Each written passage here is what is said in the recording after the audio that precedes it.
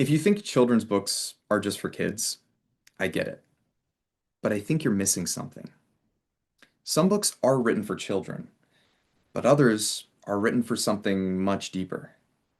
They're written for the human soul. These kind of books are books you come back to at different points in your life.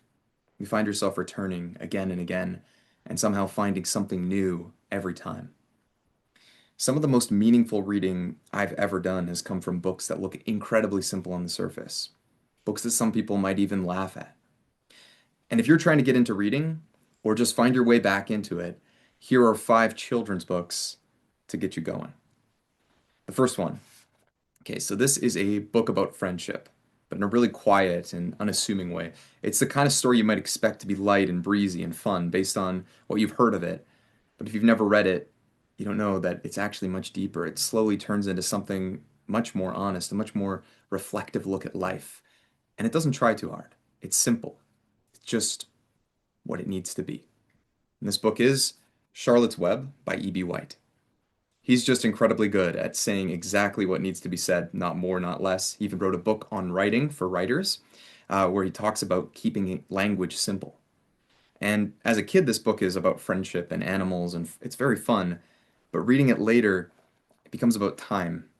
It becomes about loss and what it means to be here on this earth at all. So, first book. Second book here. And this is one about a man doing something very small over and over again, a repeated action, something that seems insignificant. And for a while, it feels like nothing's happening. But then you step back and realize something enormous has changed. This book is The Man Who Planted Trees, or L'Homme qui plantait d'arbres in French, by Jean Guillaume. And I actually found this one because EMCC Libraries recommended it after I mentioned Loving the Little Prince in one of my earlier videos. And I hadn't even heard of it before, but I loved it. It's an incredible story, more like a fable than a novel, but it's just one of those really quiet, simple children's stories that's just so much deeper than that. As a kid, I imagine this feels very hopeful, but as an adult, you read it and it feels like a reminder to show up every day and do the small things, the consistent things that really matter. Beautiful book. Highly recommend. Third one here.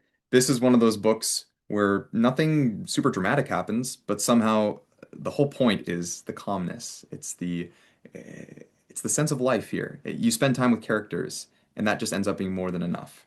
And this one is The Wind in the Willows by Kenneth Grahame. I've talked about this one before, multiple times, I think, at this point, but it's a really precious book to me, and I thought I had to bring it up, talking about children's books here.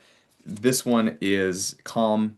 It's just really a plodding, patient book, very, very quintessentially British in that way. It feels like you're sitting in a familiar armchair out in the garden on a sunny day. It's a beautiful book to read. But later on, you realize it's really about home. It's about people around us who make our lives feel grounded. And it's a beautiful read. Highly recommend The Wind in the Willows. Number four here. This one feels almost like a dream, and that's really what it's about. It almost makes sense. Everything almost makes sense when you're in it, but you realize this can't make sense. All this stuff is crazy. As soon as you try to explain it, it sort of evades your grasp. It's a very playful book. It's really a lot sharper than it appears. I think a lot of people have mixed opinions. This could be a polarizing one, but this one is Alice's Adventures in Wonderland, or Through the Looking Glass, which is the sequel by Lewis Carroll as well. They're both worth reading.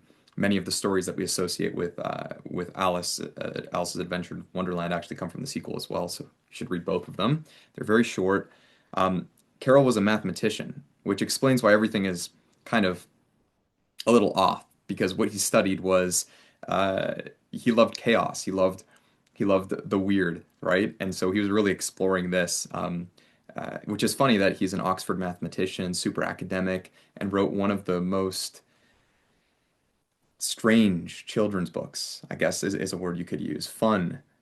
And that's really what it is as a kid, right? It's strange and it's fun. But when you get older, you start noticing there's a sort of structure, makes sense given his mathematician background. There's logic to it. There's a certain beautiful wordplay in the way he writes, and he's saying some interesting things. It's one of those books that you can read it a lot of different ways depending on when you read it and how you bring yourself as a reader to contribute to making this book. So it really depends on how you read it. Highly, highly recommend the work of Lewis Carroll, Alice Adventures in Wonderland, and Alice Through the Looking Glass as well. Highly recommend. Now, before I get to the last one here, just a few quick honorable mentions. There are so many children's books that I wanted to include in here as well, so I thought I'd just add five more that I have that I love that I'm not going to talk too much about, but that absolutely can highly recommend as well. So the first one here uh, is Stuart Little. This one is small, but it really lingers, just like the character. Beautiful book, another E.B. White, highly recommend. The Giving Tree is the next one here. This one, beautiful book by Shel Silverstein. Um, it's really simple but devastating, I would say, in a way. This is just a gorgeous book. Highly recommend. All of these can be read in, an hour, very short or less, right? Third one here, Something from Nothing. Making something out of very little. Beautiful book by Canadian author as well. So this is a maybe a more lesser known children's book. Very simple, very beautiful, very short. Highly recommend as well. Gives you a sense of life. Another one here, Where the Wild Things Are. This one is a gorgeous work as well. Um, just a book about imagination and emotion. You can read all these in one sitting again and be thinking about them years later. So, the last one. This is a story that most people know about never growing up. When you're younger, kind of sounds perfect. But when you come back to this later in life, you don't see it the same way. And this book, of course, is Peter and Wendy by J.M. Barrie, or the inspiration for Peter Pan. Now, on the surface, it's about adventures, flying, pirates, Neverland, but we use this in our language. Even the idea of Neverland has come to take a much more sinister meaning in a lot of ways. It's not only this joyous place, and that's because when you read it as an adult, you realize this isn't just a simple children's book about a fun Neverland. Neverland is not just that, but neither is it just a simple parable for never growing up. It's both those things, and it's more, and it can be read both ways. I think underneath the surface, this book is really about time. That's one of the really beautiful things about it. It's about what happens when you try to avoid the passing of time. When you try to stay stuck, you try to stay in the same place because whatever reason it is, because it's fun, because it's enjoyable, because you love it. It doesn't matter. When you stay stuck in a place, it has serious consequences.